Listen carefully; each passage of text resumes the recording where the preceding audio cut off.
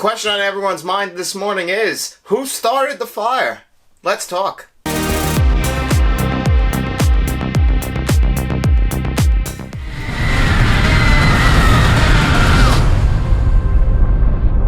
So Firestarter, directed by Keith Thomas, was released day and date in movie theaters and on Peacock.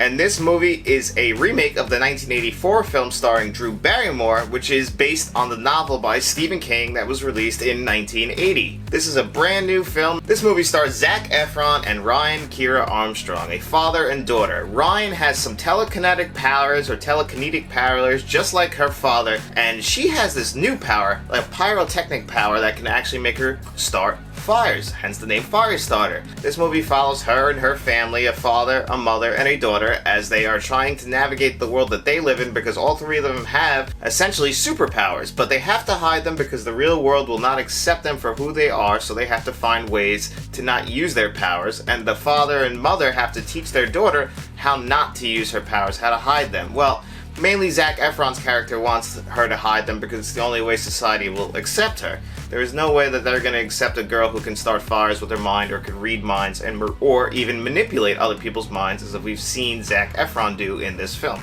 I'm not going to spoil the movie any further than that. I just want to give you guys a quick plot outline what this movie is about if you haven't seen the original, or if you've never read the Stephen King novel. I personally have actually never read the Stephen King novel, but I did see the original from 1984, and that is a very bad movie. I don't like that movie at all. I actually do think that this movie is a much improved version of that movie with a modern twist on it, which I was really glad to see. Scott Teems actually wrote the screenplay for this one, and I think that this is the best version that we have of the two. I think that if you're going to be checking this one out, I think you might get some enjoyment out of it. It's a pretty fun movie. I actually didn't watch this in theaters. I saw it on Peacock, even though I'm always championing for movie theaters. I had a very busy weekend, and I was glad that I was able to watch it on Peacock this morning. The stream was pretty good.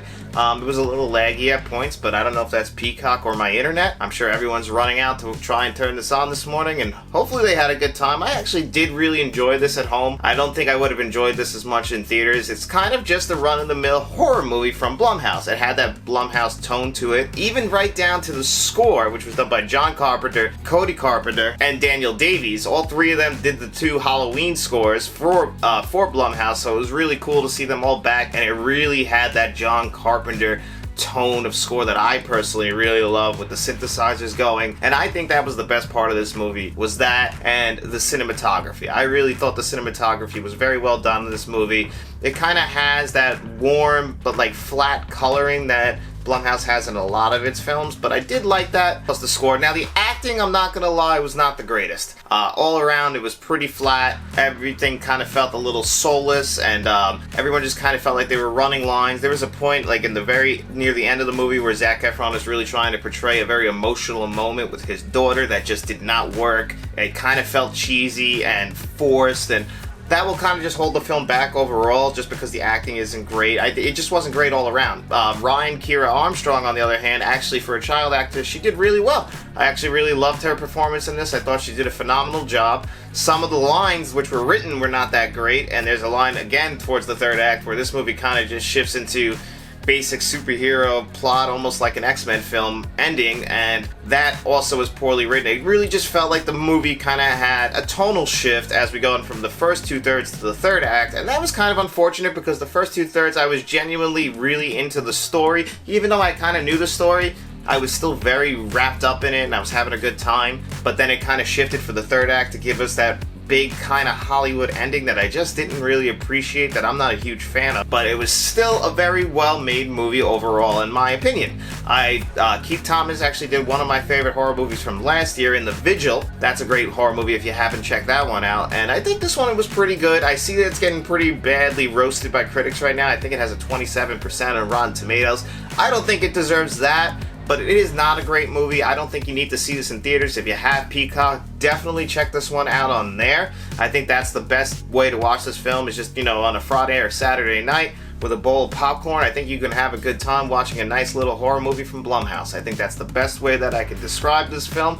I think that it's just, overall, it is just a run-of-the-mill horror movie that's not going to bother anybody. I think it's got a pretty good story. I still don't think that this is what this movie, based on what I was seeing, because like I said, I never read the book, I feel like there is still a great movie in there. If it's going to be ever adapted again, I doubt it, because right now I think it's kind of, for most people, it's not being viewed very well, and the first one wasn't viewed very well at all, so I'm thinking that most people are going to probably forget about this in a weekend after its release, but I do think you should check this out. If I was going to rate this film, I would probably give it a 6.5 out of 10. But it's Friday, and you know what that means. It's time to do our digital code giveaway. And this week we're doing 3 movies again, but this time we're swapping out a couple of them. Clueless is out of the mix. But this week we're giving away 1 of 3 codes. Your choice. Whoever the winner is, you get to choose either Blade, yet again, still on the table, Moonfall, from most recently, we just reviewed that on this channel, and The Predator, which I actually do enjoy. It's not the greatest of the Predator series by far, but it's still a little fun little movie, so you can either get one of those 3 digital codes. But first, you have to answer one of these 2 questions, and you don't have to answer them both, you just have to answer one. We asked 2 just in case you're not a fan of one of them. So we're going to go right off the bat. What is your favorite Stephen King movie adaptation? That could be it.